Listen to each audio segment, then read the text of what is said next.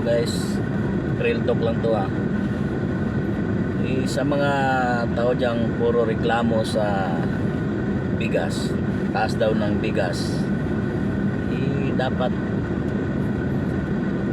nawain muna natin yung mga magsasaka natin sa bundok na silang nahihirapan yan sakaling ibaba yung bigas na yan. So bakit dati ang lakas-lakas nyo magreklamo? Yan mo yung mga nakatira sa bundok, ang almusal niyan saging, pananghalian saging, isang bis lang yan magkakain ng kanin sa isang araw. Tulad sa amin dati, almusal namin saging yan, pananghalian kamuting kahoy, tapos ang hapunan namin yung bigas na mais yan dati, bigas na mais. Pag kinabukasan naman, ibahin naman din pagkain, mais na nilaga na naman, ang almusal. Pagkatanghali yung niraspa na kamuting kahoy, yung ulam namin yan, ginamos yan, saka yung tuyo, tawag sa probinsya bulad. Yan ang ulam lang namin sa probinsya. Mabuhay man kami, wala kaming reklamo. Kahit ngayon, ganun pa rin. Pag umuwi ako, yun pa rin ang kinakain namin, ginamos pa rin, at saka yung yan, tuyo na yan. Walang reklamo.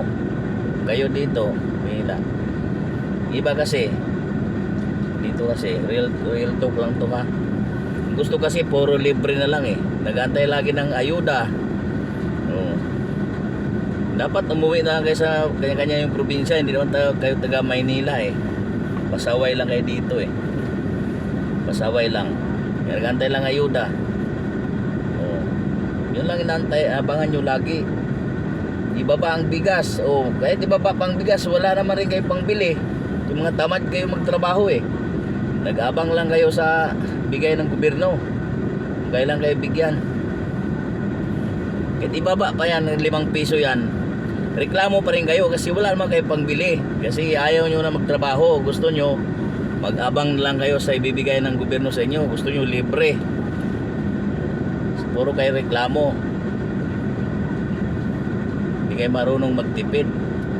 Yung mga mayayaman na ngayon dyan kumakain pa ng saging mga mayaman na yan puting kahoy at kamuti, kinakain yan.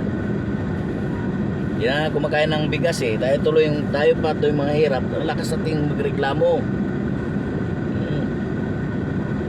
Mahal ng bigas, paano mahal bigas kita ko nagsasaing dyan, ang daming siyasaing, tapos pag nagkapanis-panis na lang, tatapon, sabihin mahal ng bigas. Kaya kayo rin nagsayang sa sarili nyo kaya dapat matuto tayong magtipid talaga. Huwag kayo pro reklamo, magtrabaho kayo, trabaho. Kaya kami lumaki kami dito sa construction na kami, tinapay nga lang kinakain namin yan umaga tinapay yan kinakain,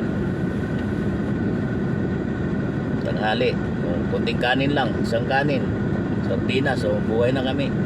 Yan, real talk lang walang samaan ng loob to. Puro kayo angal ng malbigas at tapos sisinyo pa presidente sila naman presidente yan nagkaganyan yan.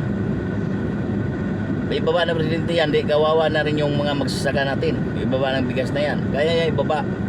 Di ba paano naman yung nagpakahirap talaga yan sa bundok, nagtanim yan. Tayo dito abang lang sa grasya darating, hingi, ganun.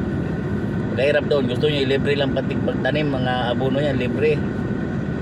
Pasensya na kayo kung baka may natamaan dyan, pasensya na, real talk lang to, lang sama ng loob.